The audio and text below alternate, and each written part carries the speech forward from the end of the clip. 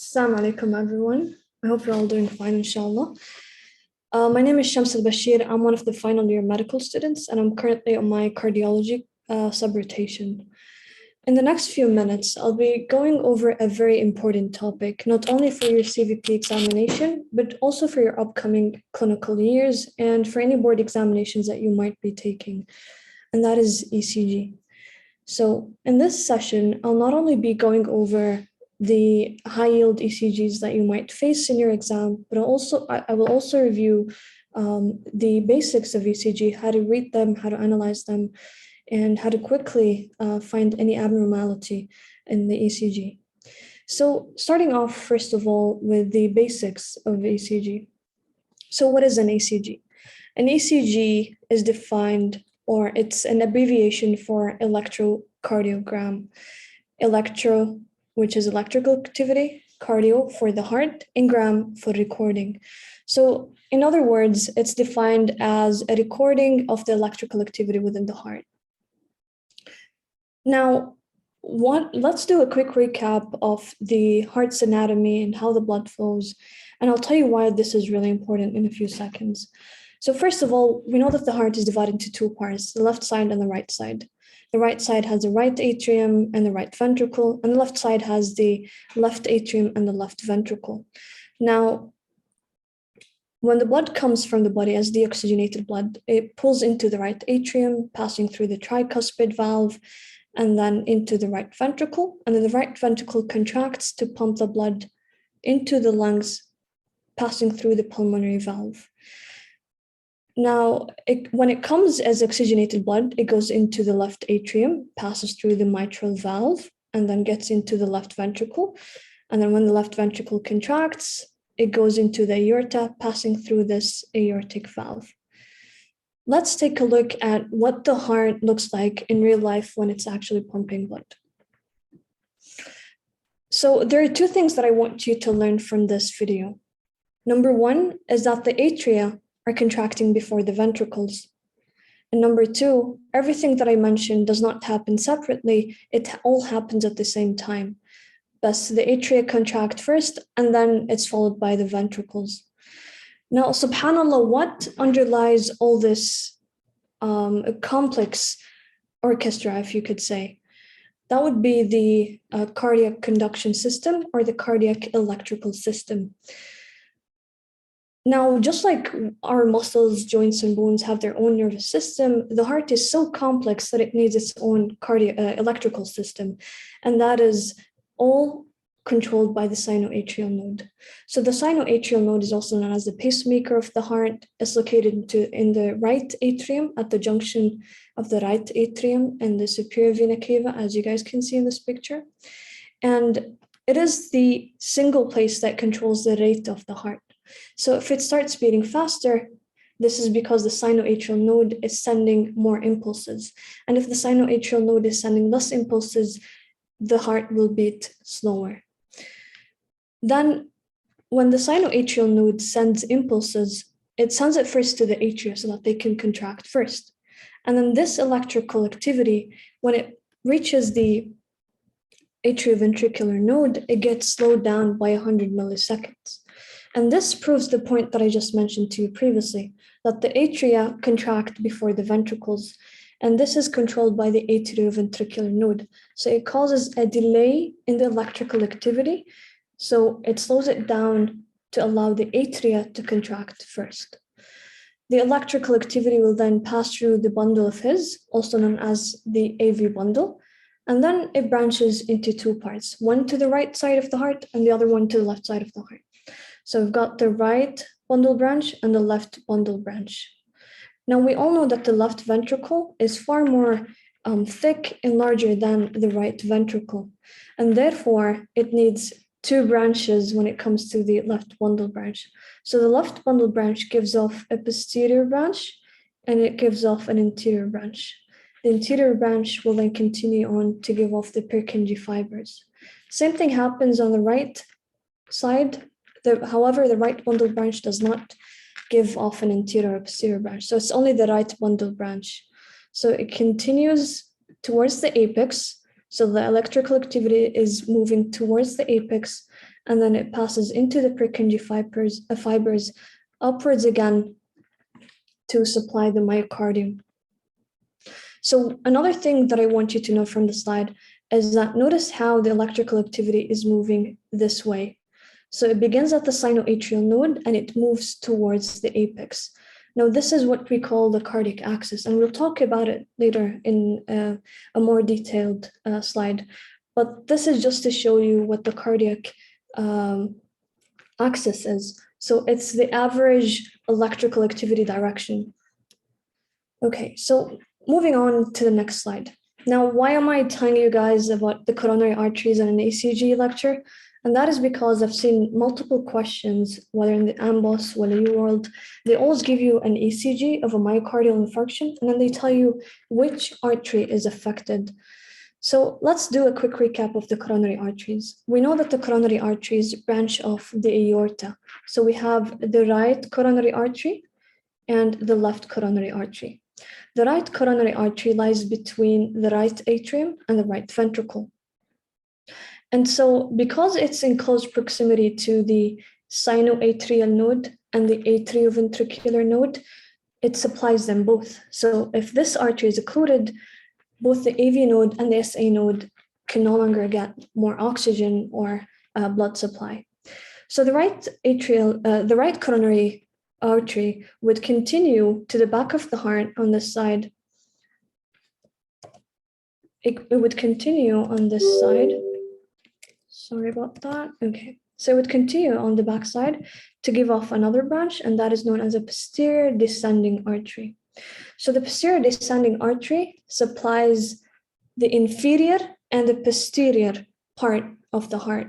So if you have an ECG with a myocardial infarction showing that there are abnormalities in the inferior part of the heart and the posterior part of the heart, you know that it's the posterior descending artery that's occluded, okay? So the left coronary artery gives off two branches, the left circumflex artery and the left anterior descending artery. So this is the left anterior descending artery, because it's descending, and the left circumflex artery because it's circulating around the heart from the left side, as you guys can see on the back side. So what does the left anterior descending artery supply? It supplies the anterior 2/3 of the interventricular septum. It supplies the anterior part of the left ventricle, and it supplies an anterolateral papillary muscle. I don't know if you guys know this or if it's important to you, but just remember that it supplies the interventricular septum and the anterior part of the left ventricle. Now, the lateral side of the heart is supplied by the left circumflex artery. So in summary, AV node, SA node are supplied by the right circumflex. The posterior and inferior part are supplied by the posterior descending artery, and the anterior part of the heart is supplied by the left anterior descending artery, and the lateral part of the left ventricle is supplied by the left circumflex artery. Okay. So when you want to do an ECG, you have to place a bunch of patches on the skin. Obviously, we're not going to open the chest and put electrodes into the heart and try to detect the electrical activity. And what we do instead is basically put a bunch of patches onto the skin, and this way we can detect the electricity from the skin. And what you guys are learning here is something known as a 12-lead ECG. So a 12-lead ECG gives you 12 different views of the heart. How do we achieve the 12-lead ECG? Well, you need the electrodes. So the electrodes, half of them we're going to put on the limbs, and the other half we're going to put directly onto the chest. So we will put one electrode on the right arm, one electrode on the left arm, and one electrode on the left leg, and another electrode on the right leg. And those make up the limb leads. And I mean, it makes sense from the name. So limb leads are put on the limbs, okay? The precordial leads are put on the chest, and those include V1, 2, 3, 4, 5, 6. Okay, so this is only 10 electrodes, that end up giving us 12 different views or a 12 lead ECG. Now, if we draw a line between those limb leads, we end up making up a triangle. And this is what this triangle is. It's basically a combination of the limb leads. And it gives you lead 1, lead 2, and lead 3. And there are two things. Don't freak out when you see this triangle. I just want you to know two things. First of all, lead 2 is moving towards the same direction of the cardiac axis that we talked about in a few seconds. And so you will see that the electrical activity is in the same direction of lead 2. AVR, on the other hand, is always on the opposite direction. And so AVR will always be on the opposite direction of all other leads, okay? Lead 2 is the most accurate lead that you can use to measure the ECG. So what is the ECG paper and why does it look like that? So the ECG paper is basically a grid. And the reason why we have a grid is to help us microanalyze the waves and see if there are any abnormalities. So it's basically a bunch of large squares and small squares. Let's take one large square, for instance. A large square in length is 5 millimeters, and in height, it's 5 millimeters. So the height of any square in the ECG stands for its voltage, how much electrical activity is going through the heart. And then the length of a large square is basically the time it takes for this wave or this depolarization to happen. So each large square is 0.20 seconds. Also notice how every large square is made up of 5 small squares. And so if you take one of those small squares and look at it, a small square in height is only 1 millimeter, and in length, it's also 1 millimeter. So the height, remember, is voltage, and the length is the time. So the height of one small square is 0.1 millivolts, and the length is 0.04 seconds. So one thing to remember from the slide is that the height is the voltage, and the length is the time it takes for this wave to happen. Now let's talk about the ECG components. Now, when we draw the waves onto this grid, what do they mean? So this is an isoelectric line. And what we mean by an isoelectric line is basically no voltage. So it's at 0. Okay. And then the first positive deflection or the first wave is the P wave. And remember from the previous video that I showed you guys that the atria contract before the ventricles. And that's why we have the P wave as the atrial depolarization. So atrial depolarization happens before the contraction. So you got depolarization first, and then contraction. So after the P wave, we have the second wave, and that is the QRS complex. So this is the Q wave. We have the R wave and the S complex, and the S wave. So they end up making the QRS complex. And the QRS complex is ventricular depolarization. Depolarization meaning that the electricity passes through the ventricles first to allow it to contract. So this interval that is connecting the P wave to the QRS complex is known as the PR interval. And remember how I told you that the AV node is what delays the electricity from passing from the atria to the ventricles? And that is why the PR interval represents the AV node delay. And then lastly, lastly, we have the T wave, and the T wave really stands for the ventricular repolarization. What is the ventricular repolarization? It's basically the relaxation of the ventricles. And the segment that's connecting the S wave to the T wave is known as the ST segment, and this is one of the most important parts of an ECG wave. And I'll tell you guys about it later. And so the ST segment is basically the ventricular contraction. So remember, P wave is the atrial depolarization, and then you have the PR interval, which is the node delay. And then lastly, you have the QRS complex, which is the ventricular depolarization. And then you have the ST segment, which is the ST segment, which is the ventricular contraction. And lastly, the T wave, which is the ventricular repolarization. Okay, so what is this J point? J point is the connection between the S wave and the ST segment. And in some diseases, it's usually elevated, and you guys will learn about it in a few seconds.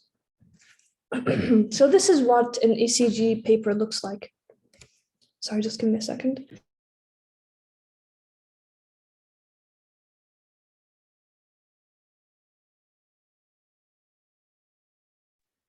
Sorry about that. So this is what an ECG paper looks like. If we could divide it into 3 parts, we're going to have the limb leads, which are 1, 2, 3, the augmented vector right, augmented vector left, and augmented vector foot. And then we've got the precordial leads from V1 to V6. And lastly, this one is known as a rhythm strip. So it's basically led 2, but on a longer duration. So it's around 10 seconds. And I'll tell you guys why it's called a rhythm strip. So I mentioned previously that the reason why we have so many electrodes and the reason why we have so many leads is because we want to figure out which part of the heart is affected. And so, for instance, if the inferior part of the heart is affected, which leads would be abnormal? And that would be 2-3 AVF. Now, at this point, it might be a bit too hard to memorize or remember. I'll show you an ECG paper that would make it easier on you guys in a few seconds. Now, what if it was the lateral part of the heart that's affected? Then which leads would be showing an abnormal ECG? And that would be 1, AVL, and V5 and V6. If the anterior part of the heart is affected, then V3 and V4 will be affected. And lastly, if it's the septal part of the heart, then which leads will show abnormalities? And that would be V1 and V2. So remember, the inferior part of the heart, this one is going to be 2-3 AVF. And if it's the lateral wall of the heart with most of the left ventricle, then that's going to be 1 AVL, V5, and V6. And if it's the interior part of the heart, then that's going to be V3 and V4. And if it's the septal one, then that would be V1 and V2. So this is the ECG paper that I told you guys about. So if you see that there are abnormalities in lead 1, AVL, V5, and V6, you just know that it's lateral. So the lateral part of the heart is affected. And remember, guys, so the question is, which coronary artery is affected if your ECG shows you a lateral myocardial infarction? Does anyone know?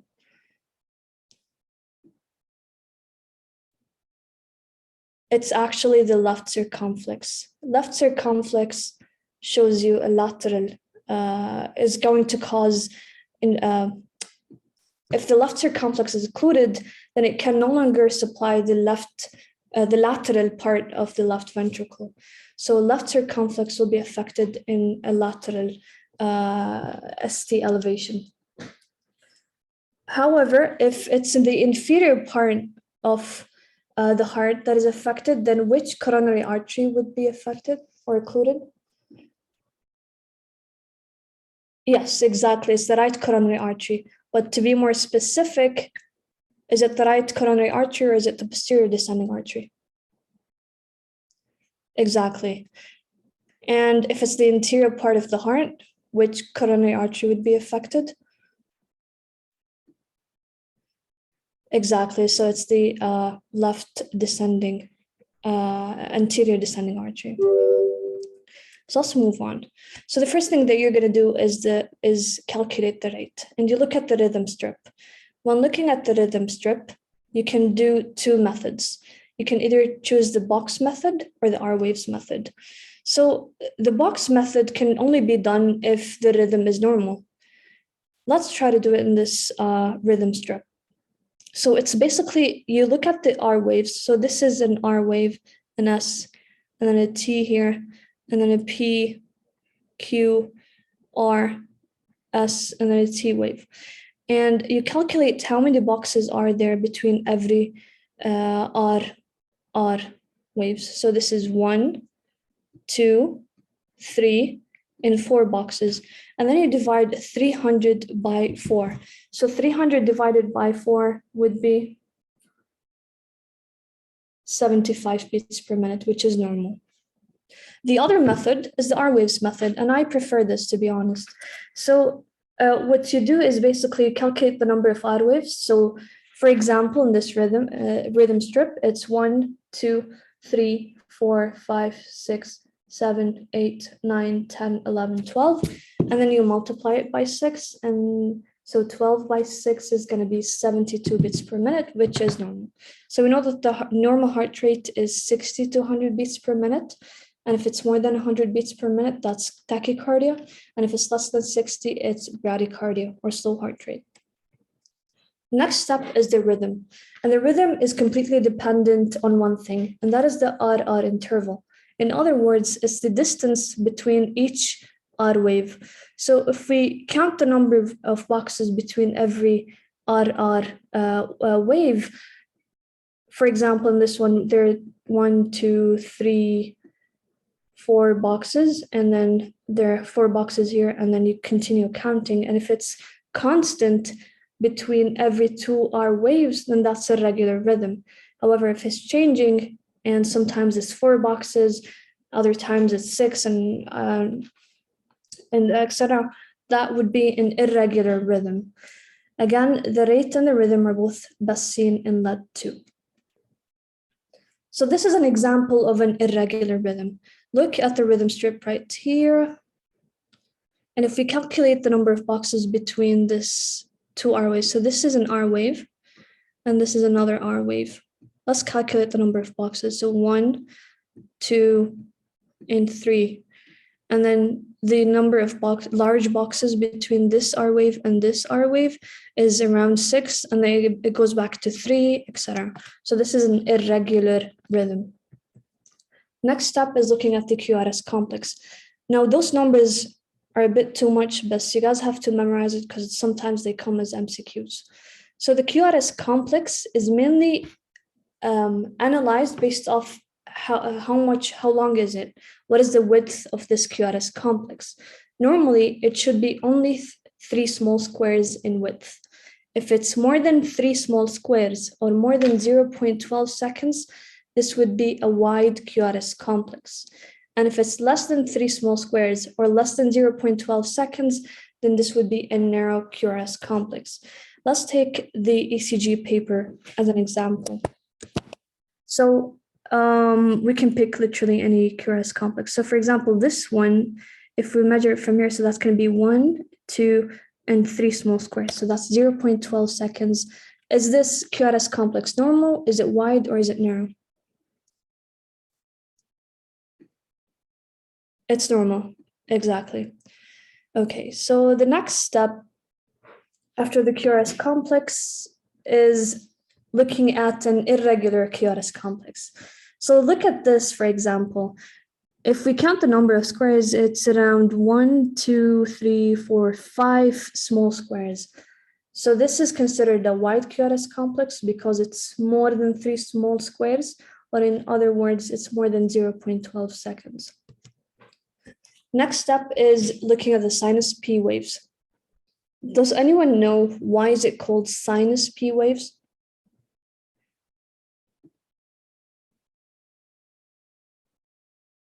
Okay, exactly, because it's the sinoatrial node that controls the P wave. The sinoatrial node causes atrial depolarization because P waves represent atrial depolarization. So how do you assess this? First of all, you look at lead 2. Is the P wave facing upwards? If yes, then you look at a lead AVR. Is the P wave facing downwards? And then the third step is looking at whether every P wave is followed by a QRS complex. In other words, if every atrial depolarization is followed by a ventricular depolarization, then you're in the safe place. If we go back to our ECG paper, so this is a P wave. Oh, sorry, this is a T wave followed by a P wave, QRS, P wave. So this shows us that every P wave is followed by a QRS complex. Now, I told you the first step is looking at lead. 2, is a P wave upright or inverted? It's upright. And then look at AVR. Is a P wave upright or is it facing downwards? It's facing downwards, so we're safe. How do you find out whether every P wave is followed by a QRS complex? The best place to do it is in the rhythm strip. So you literally just say whether this is a P wave or not. So P wave, QRS, T, and then P wave, QRS, T wave, and then another P wave. So every P wave is followed by a QRS complex. This means that every atrial depolarization is followed by a ventricular depolarization. Okay, going back to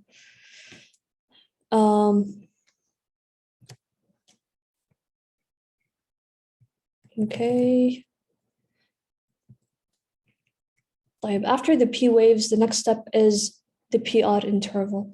So as I mentioned previously, the PR interval is the distance between the P wave and the QRS complex. If it's less than 5 small squares, this is a normal PR interval. And if it's more than 5 small squares, then this is a prolonged PR interval. And you guys know that every small square is 0.04 seconds. So in total, if it's more than 0.20 seconds, that's a prolonged PR interval. And if it's less than 0.20 seconds, then this is a normal PR interval. And then you say whether it's normal, prolonged, does it change every now and then, or is it progressively increasing in width? The next step and the most important step is the ST segment. So now the ST segment should be on the isoelectric line. So this is the isoelectric line. If the ST segment is not here, then it could be either elevated or depressed, as seen in this picture. What is the criteria to diagnose an ST elevation?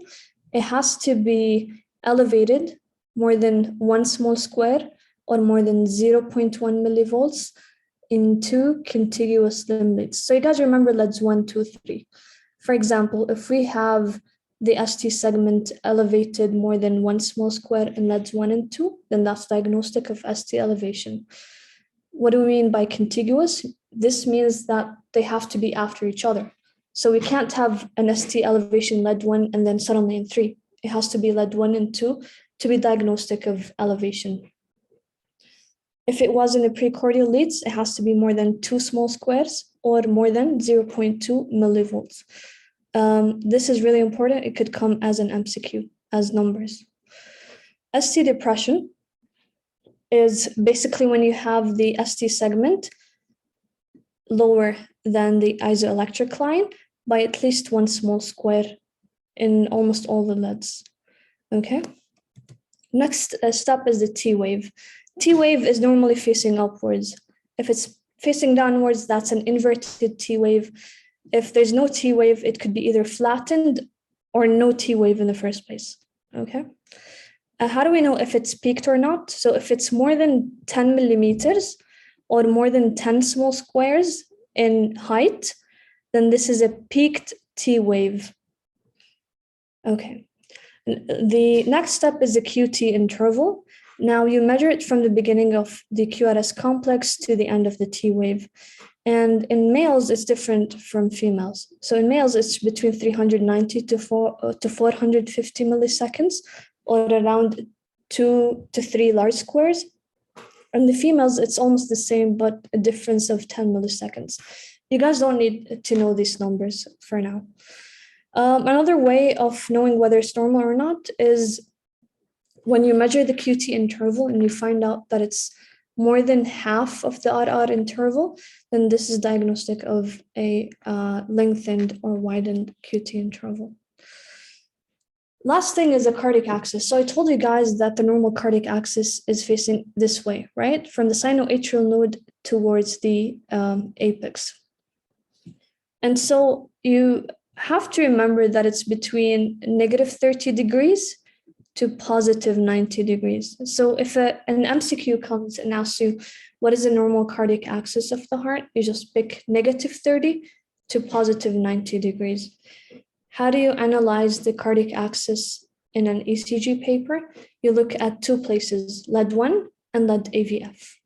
Normally, you should focus on the R wave, okay? So normally, if the R wave in lead 1 is facing upwards and the R wave in AVF is facing upwards, then that's a normal cardiac axis.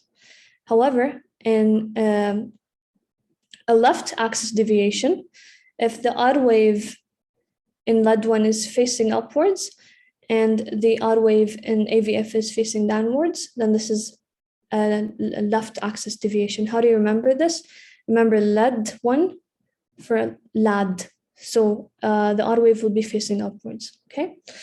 For right axis deviation, that's when the R wave is facing downward and AVF R wave is facing upward.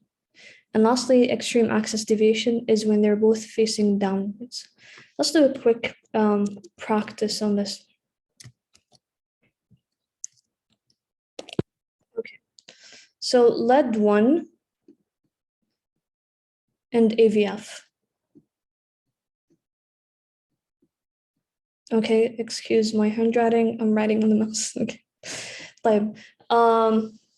So let's say that the R wave in lead 1 is facing upwards and the R wave in AVF is facing upward. Is the cardiac axis normal?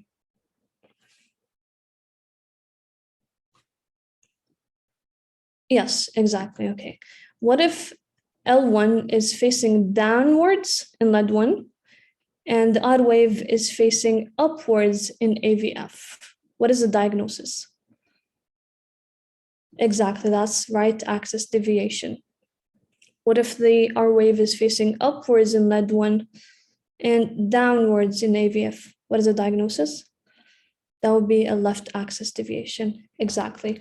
What if they're both facing downwards? Extreme axis deviation. Perfect. Okay. So, okay, let's continue. Lastly, the U wave. We don't normally see a U wave. However, it would be prominent in hypokalemia, and this could come as an MCQ. They could bring an MCQ asking, which of the following abnormalities are seen in an ECG in hypokalemia, and you should pick a prominent U wave. Okay, so what does it represent? It represents the repolarization of the atria. Just like the T waves represent the repolarization of the ventricles, the U wave would also represent the repolarization of the atria. However, it's not usually seen, and it would be prominent in hypokalemia. Okay, so this is just a summary of the interpretation. First of all, you look at the rate. If it's more than 100, that's tachycardia. If it's less than 60, that's bradycardia. You can use either the box method, in which basically you calculate how many large squares between the R waves, and you divide 300 by that number. Or you use the number of R waves and multiply it by 6. And when I'm talking about that, you should use the rhythm strip, which is lead 2. The rhythm, you also use the rhythm strip. And if the RR interval is constant, that's regular. If it's not constant, as in changing in distance every now and then, that's an irregular rhythm. And the QRS complex, if it's less than 0.12 seconds, that's narrow. And if it's more than 0.12 seconds, that's wide QRS complex. Now, how do you check if the P wave is present and it's sinus? You look at lead 2. Is it upright? Great. Then you move on to AVR.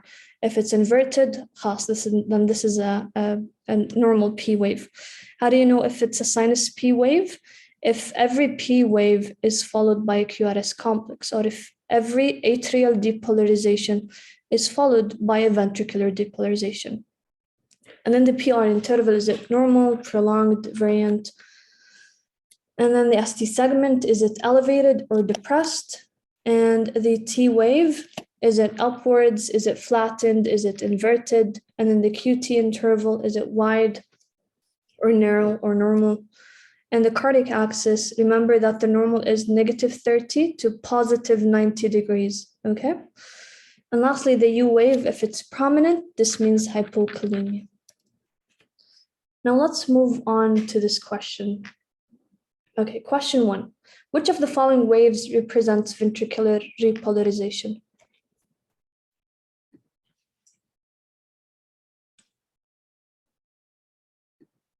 Exactly, so that's going to be T wave. So T wave is ventricular repolarization. P wave is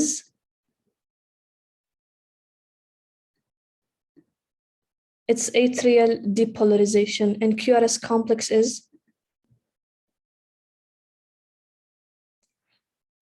ventricular depolarization, and U wave is what?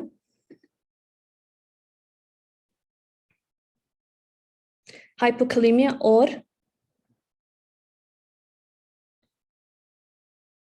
atrial repolarization. Okay, perfect. So the correct answer is T wave. T wave is ventricular repolarization. Next question. What is the abnormality in the attached ECG? Now, guys, when you get those questions in the MCQs, first thing you're going to look at is the answers, because you want to see what they're looking for. You're obviously not going to analyze the ECG from rate to rhythm. You just look at the answers and look for this abnormalities if they're present. So what is the correct answer for this one? Okay, so right axis deviation, B. So remember how we said that in cardiac axis, you look at two leads, lead 1 and lead AVF. You look at the R wave. So in lead 1, it's facing upward, and in AVF, it's facing downwards. And so we said that in left axis deviation, lead 1 would be facing upwards, and AVF would be on the other side. So it's actually lead, it's A, exactly. Now let's move on to high yield ECGs. So if the sinus node starts sending electricity faster, that's going to cause sinus tachycardia. And if it sends electricity at a slower rate, then that's going to be sinus bradycardia. Let's take a look at an example of sinus tachycardia. So sinus tachycardia is when the heart rate is more than 100 beats per minute. And how do we know whether this tachycardia is coming from the sinus node or not? If, for example, a patient that is 20 years old and their heart rate is 220, how do we know if this is from the sinus or not?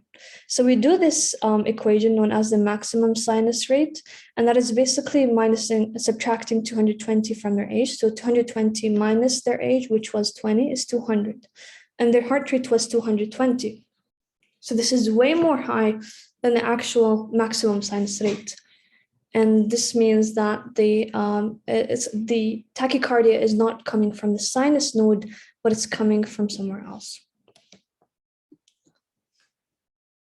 So yeah, you can use this equation. It's not about the P wave to figure out. So this is an example of sinus tachycardia. Would anyone like to volunteer and calculate the rate in this ECG?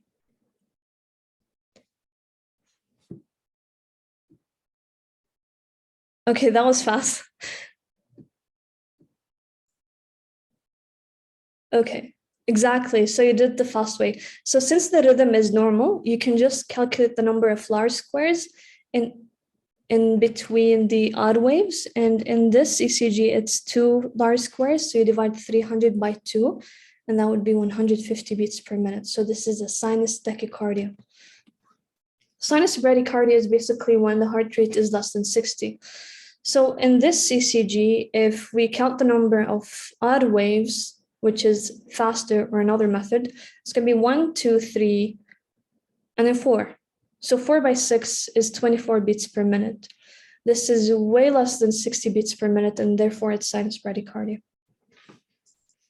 Now let's talk about myocardial infarction. We know that myocardial infarction is caused by the occlusion of the coronary arteries, and that the coronary arteries supply the myocardium of the heart. How do we differentiate whether this is an ST elevation myocardial infarction or a non-ST elevation myocardial infarction? And what's the difference? So in ST elevation, you have an ST elevation, and in non-STEMI, you have no ST elevation. You actually have ST depression. So ST elevation, you could either have a peaked T wave, and what peaked T wave means is that it has a very high amplitude. So in a non-STEMI, you could either have an ST depression or a T wave inversion. Okay, so I've seen multiple questions on this, and it's basically how the ECG changes when a person has a myocardial infarction. So let's say that this person is a 50-year-old patient who's just having a walk. So this is what his ECG would look like. This is a normal P wave, a normal QRS complex, and a normal T wave. It's upright. When he starts developing shortness of breath and chest pain, in the first seconds to minutes, the first thing that happens is hyperacute T waves. Okay, so the first ECG change in a myocardial infarction is this hyperacute T wave. And what a hyperacute T wave is, it's basically a height of more than 10 small squares. The second change that happens is ST elevation. So how do we know if this is ST elevation or not? Is because this is the isoelectric line. So the ST segment should be here and not here. So it's elevated. So this is ST elevation. So in acute stage of a myocardial infarction, the first two changes that happen are hyperacute T waves and ST elevation. And then in the intermediate stage, which is basically hours to days, you get the pathological Q wave, or in other words, a very deep Q wave. Because if you compare this Q wave to this one, it's way more deep. So this one is 2 small squares, and this one is only 1 small square. So that's why it's a pathological Q wave. And another change is a small R wave. So the R wave is closer to the isoelectric line than usual. And lastly, the T wave inversion is also another ECG change in the intermediate stage. And in the chronic stage, so after the patient gets treated and they recover, their ECG kind of goes back to normal, but it still has some changes like the pathological Q wave.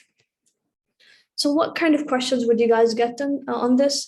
First of all, they could bring you a question asking, what is the first ECG change that you could recognize in a myocardial infarction?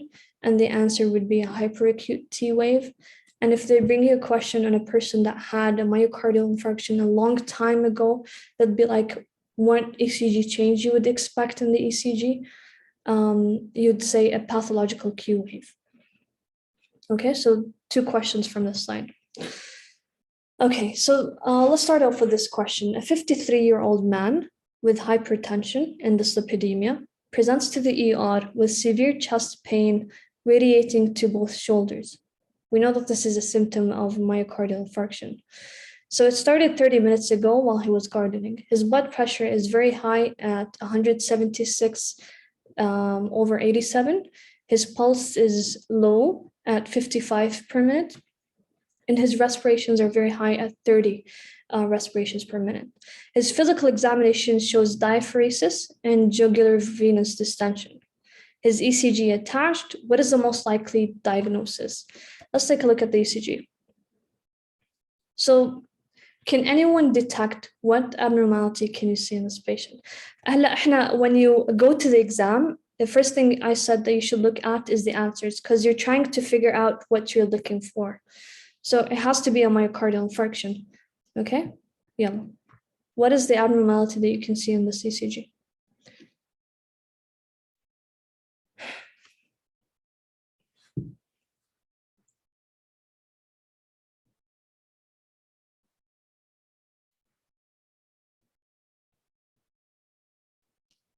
Exactly. So there is some ST elevation in LEDs 2, 3, and AVF. Remember, in the limb bleeds, it only needs 1 small square to be considered an ST elevation. It's not like the precordial leads where it has to be significantly elevated. And so the answer is inferior wall MIC. Exactly. The next question is basically the same stem, the same patient. As I told you previously, read the answers first, check what they're looking for. What is the most likely answer? So I'll read this for you. So his ECG is attached. We already looked at his ECG. His coronary angiogram will most likely show an occlusion of which artery? So it's the inferior wall, and therefore it's the posterior descending artery. Exactly, guys. Good job. Let's take a look at this ECG. Can anyone figure out what is the abnormality? We're still in the myocardial infarction, if you guys want to hint.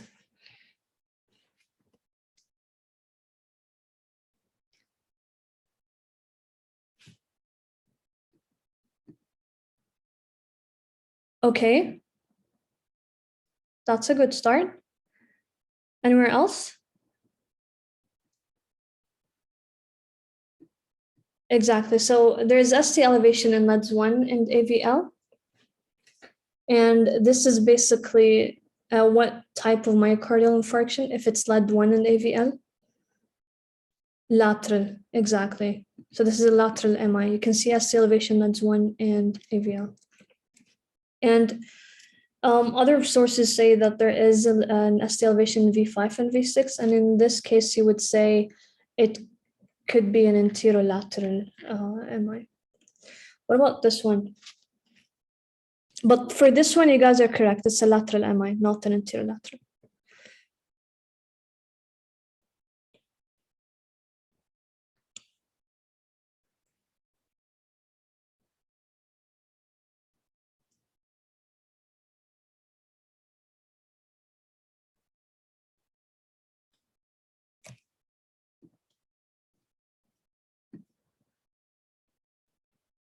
Yep, those are the obvious ones. So there's ST elevation in V2, 3, 4, 5, and 6.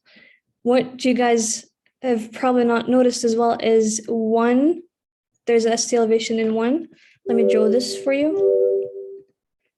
So there's an ST elevation LED 1 as well, because it's above the isoelectric line in more than 3 small squares. And we mentioned previously that it needs only 1 small square to be considered an ST elevation in the limb leads.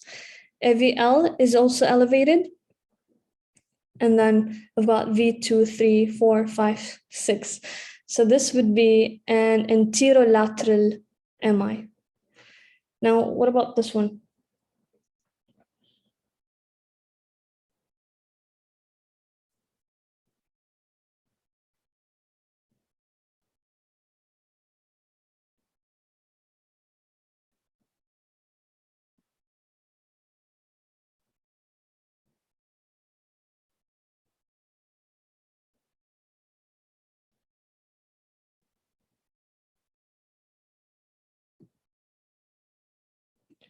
Okay, so we have ST elevation V2 to V5. Anywhere else?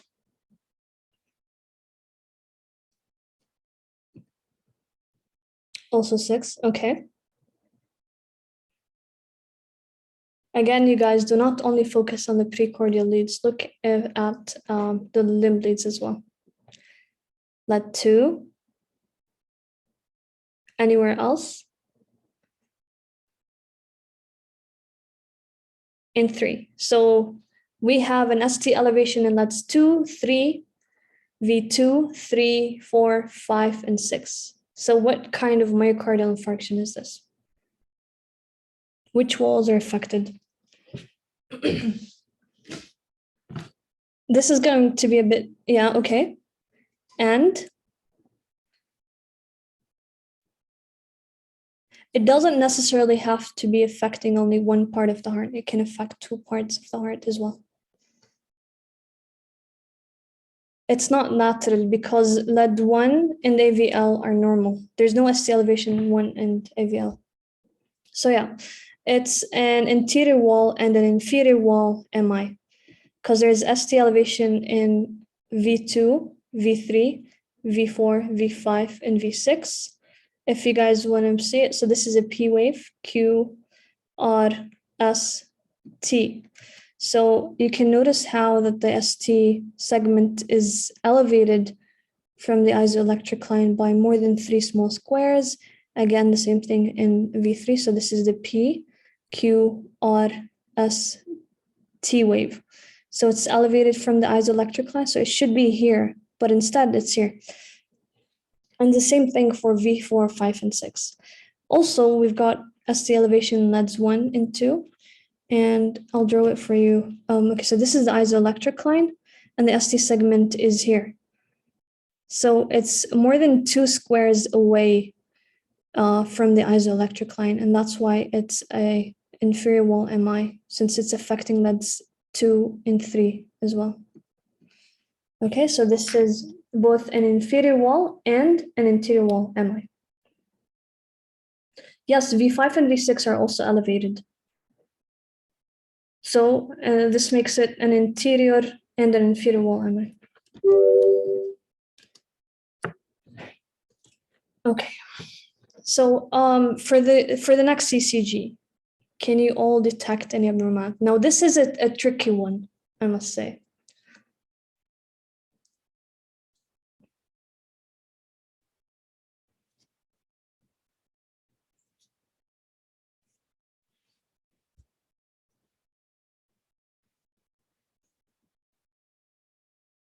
Exactly. So there is ST depression almost everywhere. Notice how the ST segment is lower than the isoelectric line in LEDs 1, also LED 2, LED 3.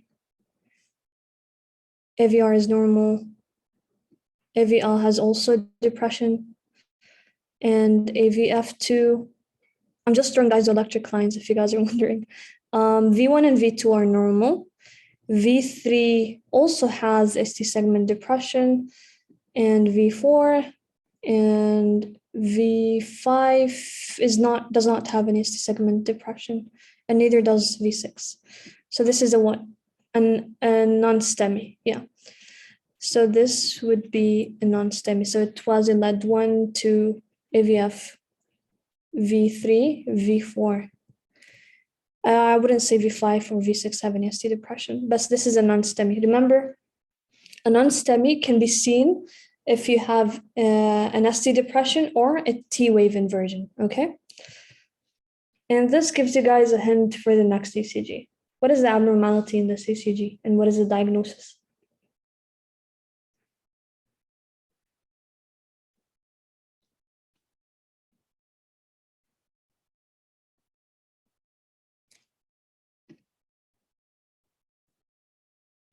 Exactly. So I'm sure you guys have all noticed that the T wave is inverted. So this is the P wave, Q wave, R wave, and S, and then this is the T wave. Inversion of T wave. Again, there's an inversion of T wave in LED 2 command, in LED 3. AVR is actually upwards. And we mentioned this previously, that in AVR, it's always the opposite. When you look at other leads. AVL, there's no T wave in the first place. AVF has also an inverted T wave, which can be seen here. V1 also has an inverted T wave, which can also be seen here. Can you guys discriminate between the P, Q, R, S, T waves? Or would you like me to pick them out for you?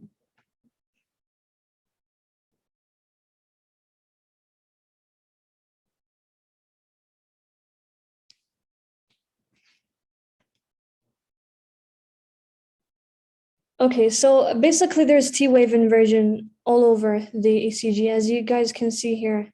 Again, in V2, V3, V4. So this, what is the diagnosis? You guys told me the abnormality, but what is the diagnosis? If you see a T wave inversion that is almost diffuse.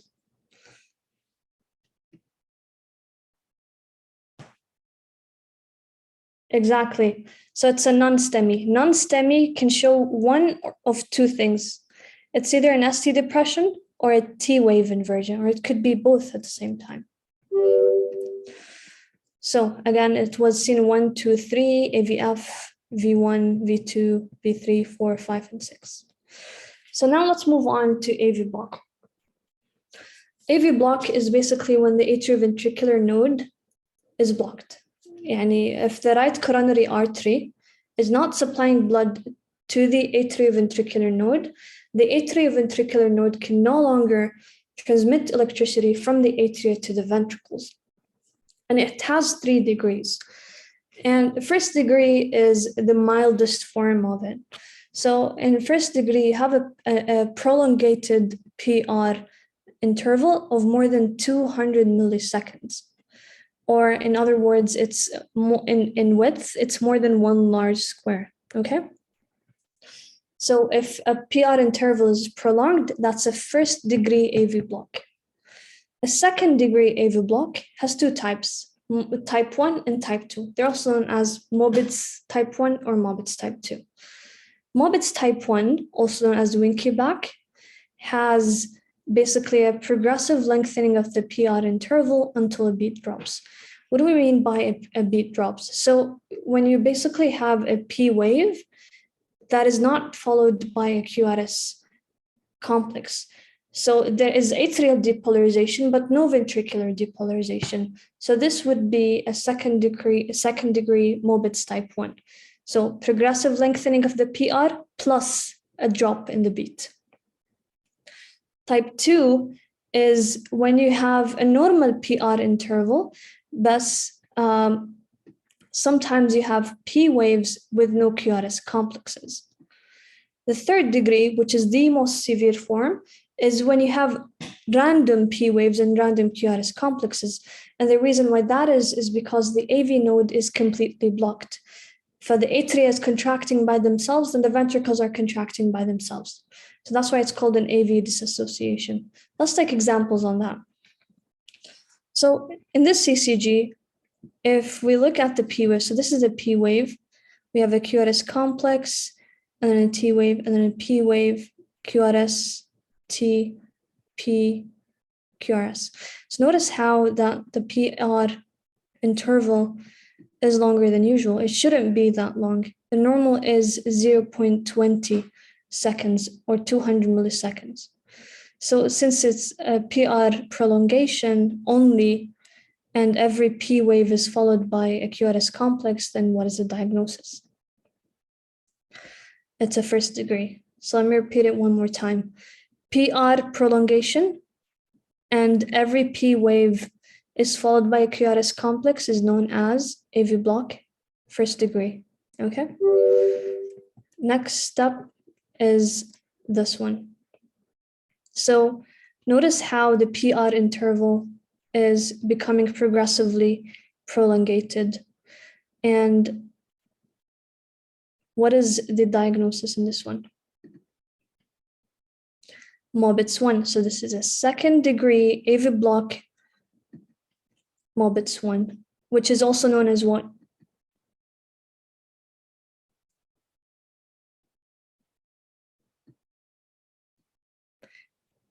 Winkie-Back, exactly.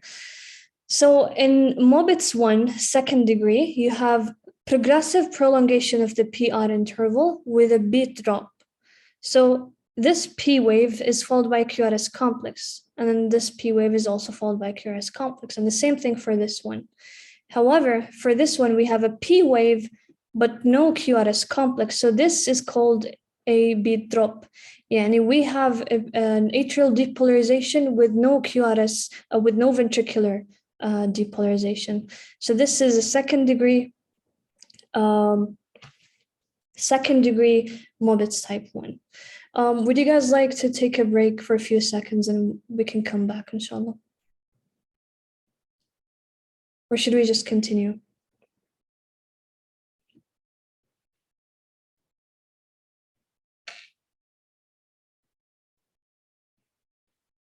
Okay, we'll continue then. So this is a second degree type 1 AV block. Now for this CCG paper, Can anyone detect the abnormality?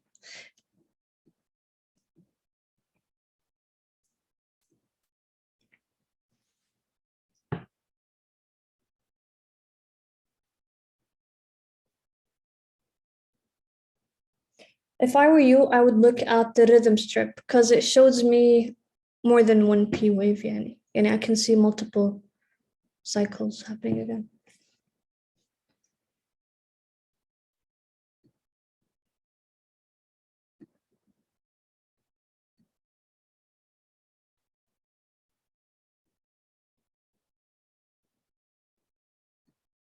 Okay, let's try to analyze this. So we have a P wave here, followed by a QRS complex, and then a T wave, and then a P wave, QRS complex. For the PR interval is normal so far, since it's the same distance in these two. And then we have a T wave, and then a P wave, and then a beat drop. And then another P wave, QRS, P wave, and sorry, that's a T wave, and then that's a P wave, QRS, etc. And then we have another beat drop. So what type of AV block is this? Exactly, so this is Mobitz type 2, second degree of AV block. Now this one, I think this one would be fairly easier than the other ones.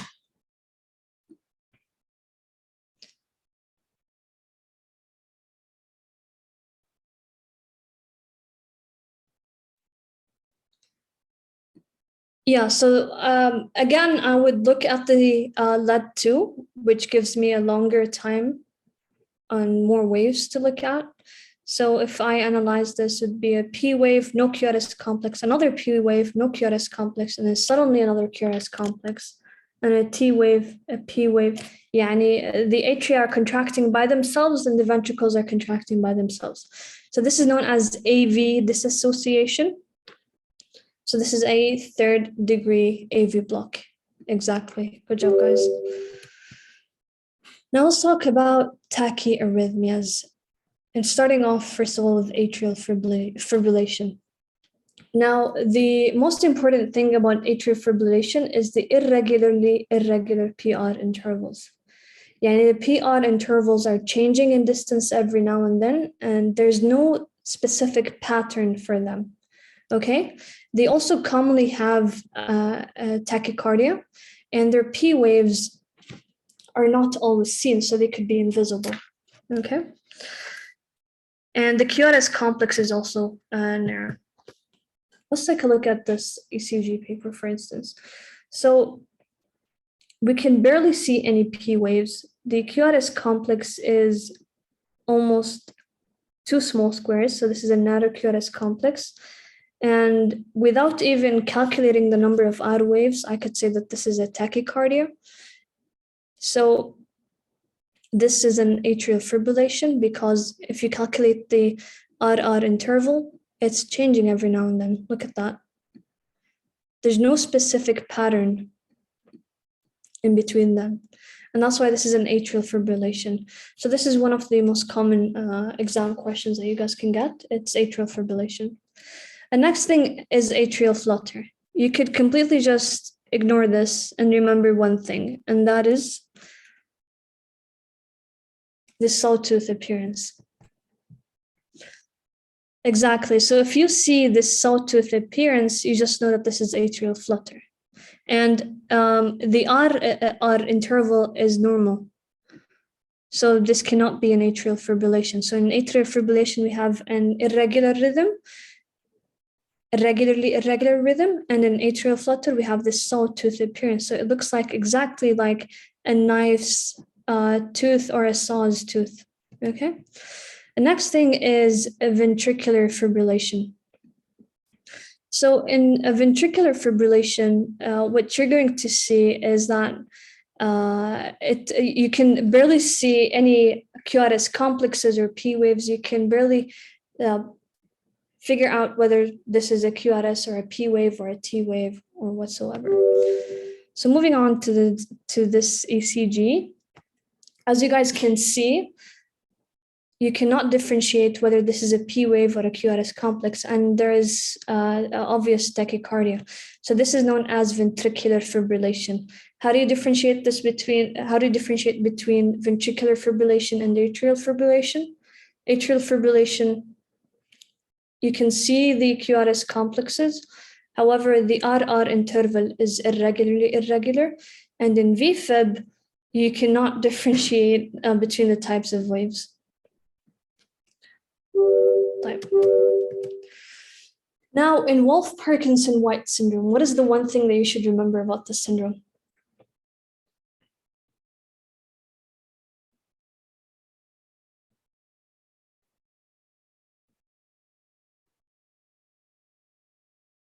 So it has a regular rhythm. They usually have a regular rhythm. It's a syndrome that they get congenitally, and they have a regular rhythm, and it's sinus. The only thing that you should remember about this really is the ECG delta wave, and which can be seen in this ECG paper. So let's take a look, for example, in V2. So we can see the P wave, and then there's no Q wave. It's just elevating towards the R wave. Again, there's this concave wave towards the QRS complex. So this is diagnostic of Wolff-Parkinson-White syndrome. Okay. And then ventricular tachycardia, torsades de pointes. So how do you figure out whether this is torsades de pointes or ventricular tachycardia? It's basically, you just look at the rhythm first. It's usually regular, and the heart rate is usually tachycardic. And the diagnostic thing is that you have at least 3 consecutive wide QRS complexes. So in this ECG, you can see that they're all wide. And if you find more than 3 QRS complexes that are wide and they're after each other, and there's tachycardia, then this is torsades de pointes. And then for the bundle branch block, we have a left bundle branch block and a right bundle branch block. So in a left bundle branch block, what you're going to see is the lack of R wave in lead V1 and a deep S wave. Other findings include a wide notched R wave in LEDs 1, AVL, V5, and V6. Let's take a look at that. LEDs 1, AVL, V5, and V6. So LED 1 is showing a wide QRS complex, and the R wave is notched. Again, here it's notched. It has a groove in it. So this is seen in LEDs 1, in AVL. Again, look at that. It's notched again. And AVF, and V5, and V6. Okay, so this would be a left bundle branch block. A right bundle branch block is known for the rabbit ears that you can see in V1 or V2, as well as a wide S wave in V5 and V6. So in V1 and V2, you can see the rabbit ears. Again here. So those are the rabbit ears. And then in V5 and V6, you can see a wide S wave. Okay. Other unspecific changes include the acute pericarditis. So one thing to remember about acute pericarditis is if you see the diffuse ST elevation in all lids, you know that this is acute pericarditis. So in lead 1, we have ST elevation, same thing for LEDs 2, 3. There's no ST elevation in AVF. In V1, V2, V3, V4, V5, and V6. So this is acute pericarditis or diffuse ST elevation in all lids. In cardiac tamponade, the only thing that you should remember is electrical alternance. What does that mean? So electrical alternance is basically when you have different voltage in the R wave. So this R wave is higher than this one, and it keeps alternating a high R wave and a low R wave, a high R wave and a low R wave, and so on. So electrical alternance helps you detect the cardiac tamponade. pulmonary embolism, just remember the S1Q3T3 pattern. What does that mean? So this means that we have a change in lead 1 and 2 changes in lead 3 that we should look at. So in lead 1, so it was S1. So S1, you look at lead 1 and the S wave. So we have a very deep S wave in lead 1. And then it said Q3. So what is happening in lead 3? The Q wave is very deep. And you have T3, which stands for T inversion in lead 3. So remember, a very deep wave in lead 1, so that stands for S1, and then a very deep Q wave in lead 3 and T wave inversion lead 3. So S1, Q3, T3 is pulmonary embolism. And lastly, we have the electrical imbalances. One thing to remember is hypokalemia. You'll see U wave, a prominent U wave with ST depression and T wave inversion, while in hyperkalemia, you'll find peaked T wave with the flattening of a P wave, as you guys can see here, and a wide QRS complex with prolongation of PR interval. So they can get you a question asking a prominent U wave is seen in which disease or which electrical imbalance, and then you would put hypokalemia. Another question would be a prolonged QT interval. We've had this question multiple times. So prolonged QT interval is seen in which electrical imbalance? And this would be hypocalcemia. You guys have to memorize this, and there's basically nothing to explain, thus it could come as an MCQ. And then atrioventricular enlargement, starting off with right atrial enlargement. So the wave that stands for atrial depolarization is a P wave. And so P pulmonale is basically when you have a very long P wave, okay? So it's almost as if I took the P wave and stretched it upwards. So how do you remember this? Pulmonale for pulmonary valve, so it's on the right side. So right atrial enlargement would show you P pulmonale. So if you guys see this very high P wave, you know it's P pulmonale and it's for right atrial enlargement. Left atrial enlargement, you would see P mitral. So this is basically when you have not one peak in the P wave, but two. So if you see this two peaks in the P waves, you know, it's P mitral. And mitral is on the left side, and that's why you would say that it's a left atrial enlargement. And lastly, we have the left ventricular hypertrophy. This one is usually seen in athletes or in patients who have hypertension. So if they bring you an MCQ question saying a 20-year-old athlete came in complaining of chest pain or whatever, and then they tell you what is the most likely diagnosis, you just pick directly, it's an LVH. So how do you diagnose this? Something is that is known as Sokolow-Lyon criteria. So you look at V5 and V6, V1 and V2, and you have changes in R wave or the S wave. So in V5 and V6, we have changes in the R wave, and it's very, very, very high, as you guys can see. Again, so this is the R wave, and it's higher than usual. And the same thing is for V6. They're almost connected together. So the V5 and V6 are almost connected together in R waves. Now, the second change is the S wave in V1 and V2. And so V1 and V2, you could see how deep the S wave is, that they're almost connected together, okay? So if you see this, you just pick directly a left ventricular hypertrophy. Now let's do practice questions. Now the stage is yours, you guys. So question 1, an obese, unidentifiable man is rushed to the ER, no history could be obtained, and ECG is obtained and shown below. Which of the following would be your diagnosis? So always look at the answers first, and you know that they're looking for either a myocardial infarction or a fibrillation. So let's take a look at the ECG.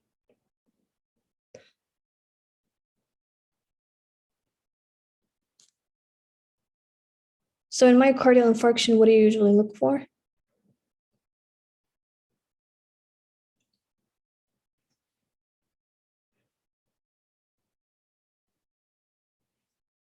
Do you look for a prominent U wave, or do you look for an ST elevation, or do you look for a wide QRS complex in a myocardial infarction? ST elevation type. Can you see any ST elevation in the ECG?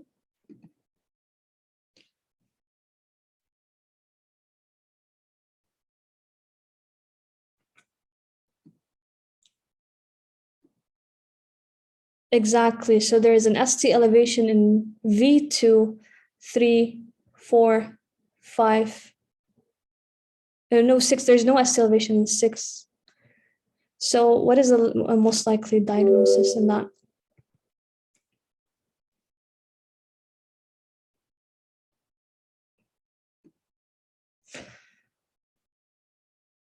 Exactly. So it's an anterior wall MI. Now, why is it not B? So why is it not an anterior lateral myocardial infarction? Because if it was involving the lateral wall of the heart, then it would affect leads 1, 2, and AVL. And I do not see any ST elevation leads 1, 2, or AVL. And therefore, it's not a lateral MI. And it's most likely affecting the anterior wall because we can see an ST elevation that's V2, V3, V4, and 5. And that's why it's an anterior wall MI. And okay. Next question. A 30-year-old male presents to the clinic with palpitations and dizziness. An ECG was obtained and displayed below. Which of the following is your diagnosis? So we look at the answers and we're looking for either atrial fibrillation, flutter, ventricular fibrillation, or asystole. What is the most likely diagnosis?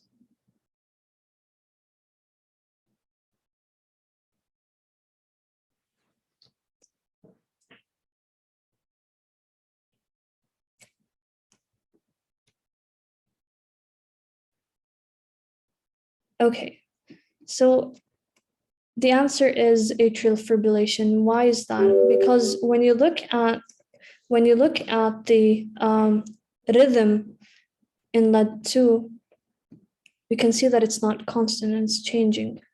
So we said that an irregular RR interval is diagnostic for atrial fibrillation. In atrial flutter, we would see one.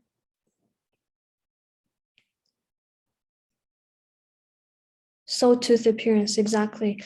And in ventricular fibrillation, what would you see?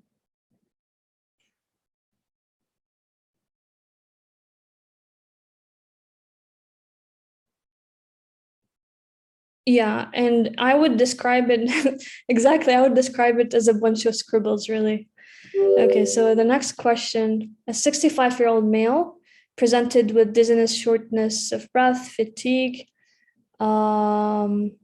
Okay, so he can hear his heart pound against his chest and about to jump out. ECG and cardiac enzymes were performed, and ECG is shown below. What is your most likely diagnosis?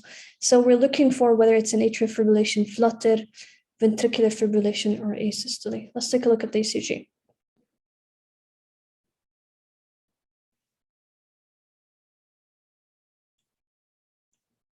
What is the most likely diagnosis? Is it flutter? Is it atrial flutter? Is it atrial fibrillation? Is it ventricular fibrillation, or is it asystole?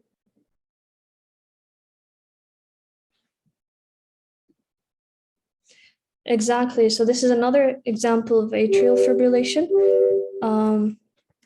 Because if we look at lead 2, again, we see that the RR interval is irregular, meaning that it's changing. So sometimes it's long, other times it's short. So question 4, which of the following are the criteria for a tachycardic patient with a wide QRS complex?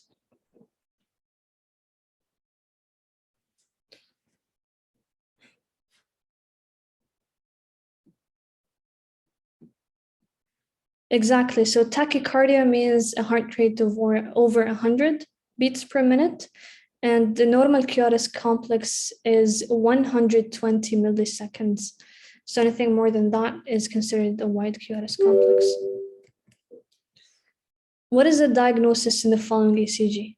For now, we're looking for either tachycardia or a normal sinus rhythm. So we're focusing on rate and rhythm. Let's take a look at the ECG.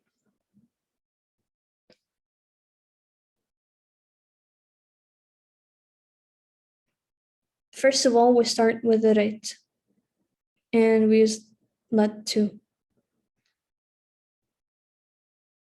So if we count the number of R waves, is this normal? Is it tachycardic? Okay, so someone calculated and it's 100. 100, okay. So this would be,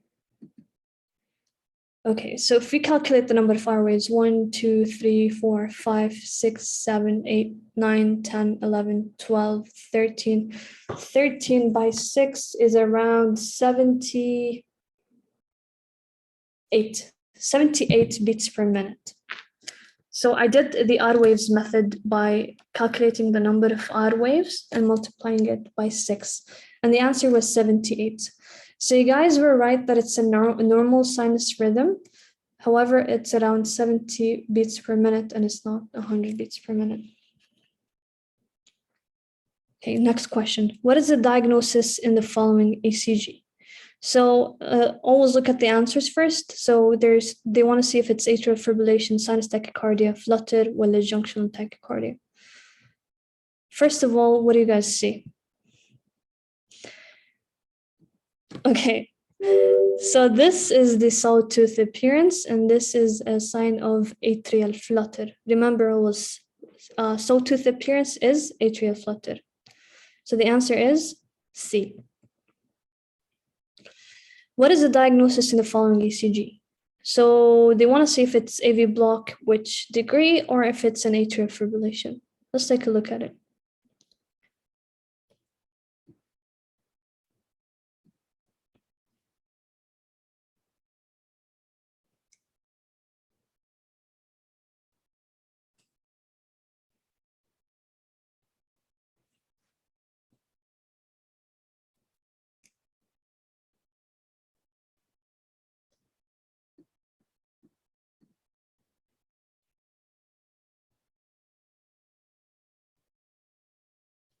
Okay, so we look at the rhythm strip, and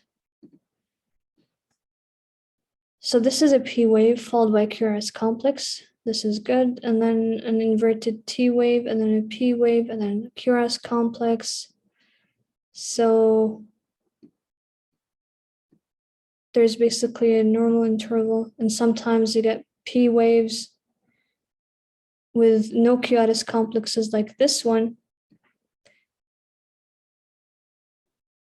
So this is most likely a Mobitz type 2 AV block. Remember, in Mobitz type 2 AV block, the PR interval is normal, but sometimes you get a P wave with no QRS complex. Okay, as seen here, the PR interval is normal, but sometimes you get the P wave like this one and no QRS complex. So this is a second degree Mobitz type 2 AV block.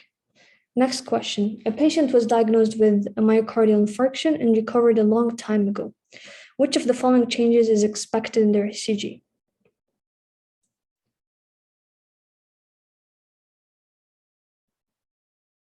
So he recovered a long time ago. Exactly. So this is one of the last changes that you'll see in an ECG, and that is the abnormal Q wave or a pathological Q wave. So the answer is A. Next question. A patient presents with chest pain and shortness of breath for the past 8 hours. He has pain with exercise that is relieved with rest. His blood pressure is 120/88 and the heart rate is 130, regular. The ECG is attached. What is the diagnosis? So they want to figure out whether it's a STEMI, non-STEMI, or an atrial fibrillation.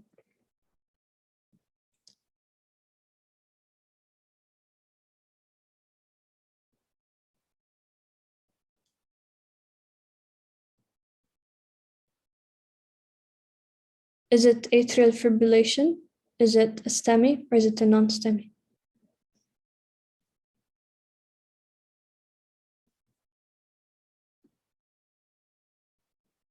Okay. Why is it a non-STEMI, or why is it a STEMI? Let's go back to the question. So he developed his chest pain and shortness of breath for the past 8 hours. So it's been hours since he developed his chest pain. So for instance, we said that one of the first ECG changes in a STEMI was a peaked T wave, but this only happens between seconds to very few hours, not up to 8 hours.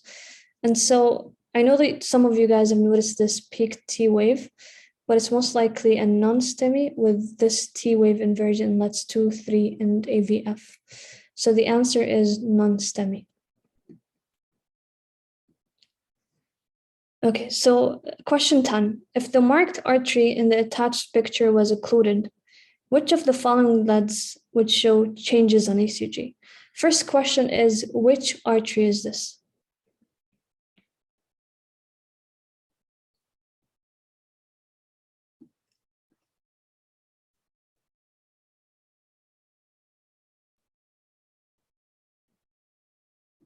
Left circumflex. Okay, so if that's the aorta, it gives off this is the left branch, this is the right branch.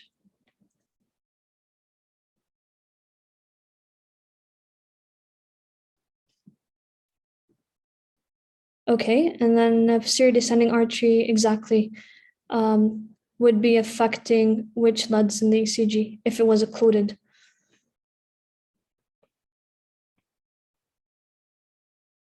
Exactly. So since the posterior descending artery supplies the inferior and the posterior part of the heart, then we should expect inferior ST elevations in LEDs 2, 3, and AVF. So let me tell you guys about the anatomy of this. So this is the aorta is right here. It gives off the left coronary artery. And this is the left descending artery.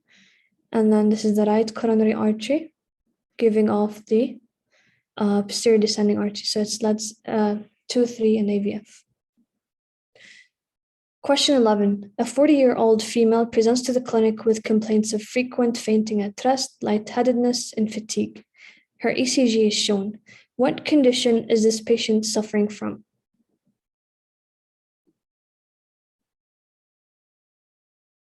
Is it a left ventricular hypertrophy, a left atrial enlargement, or an AV block?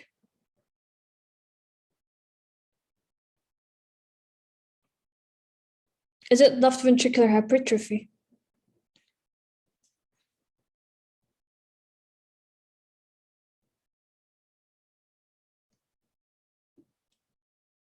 Okay. Is it then a left atrial hypertrophy or enlargement?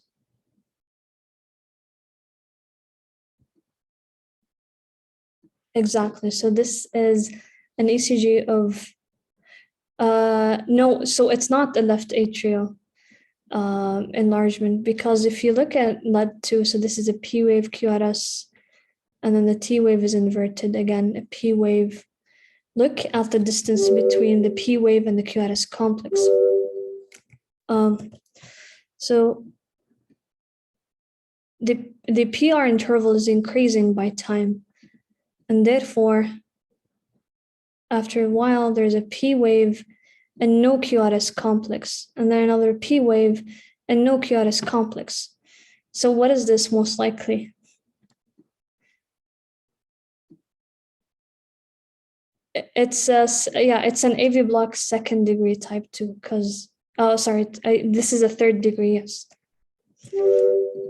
A 61-year-old male with no history of smoking or alcohol presents to the ER with acute sharp chest pain that radiates to his shoulder. His serum electrolytes are normal with no remarkable findings. What is the most likely ECG presentation associated with his presentation?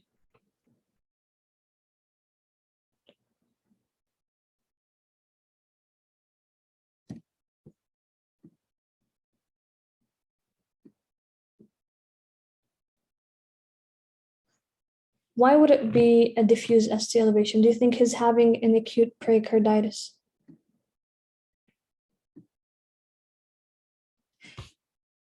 In acute pericarditis, they usually have this clinical feature, which is basically shortness of breath that is relieved when they sit.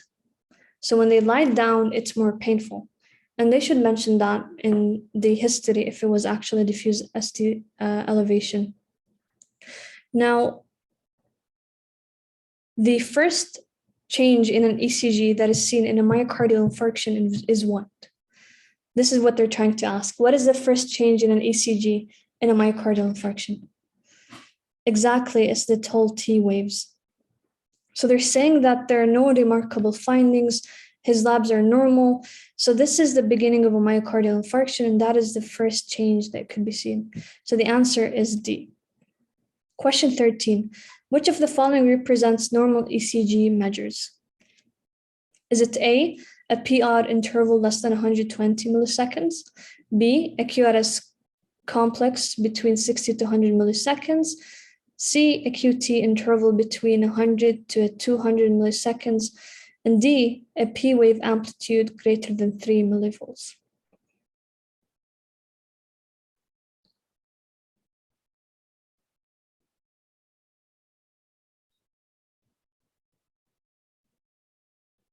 What is the most likely answer? So we know that the PR interval should be 200 milliseconds, less than 200 milliseconds. So it's not A. QRS complex should be 120 milliseconds. So this is wrong. If it's between 60 to 100 milliseconds, then this is a narrow QRS complex.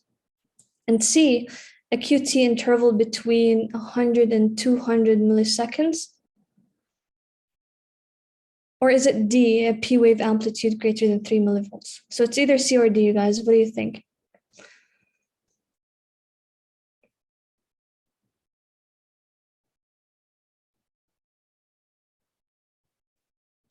The P wave amplitude should be less than 3 millivolts. So the answer is actually C, a QT interval between 100 and 200 milliseconds. Anything longer than that is considered a prolonged QT interval. So the answer is C.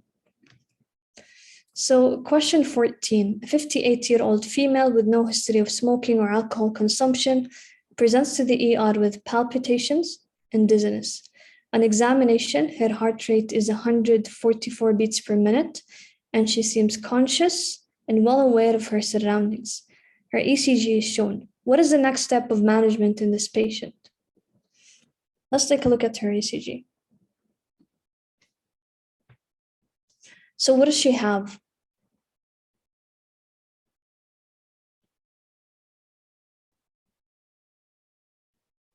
I'll give you a hint. Look at lead 2, the rhythm strip.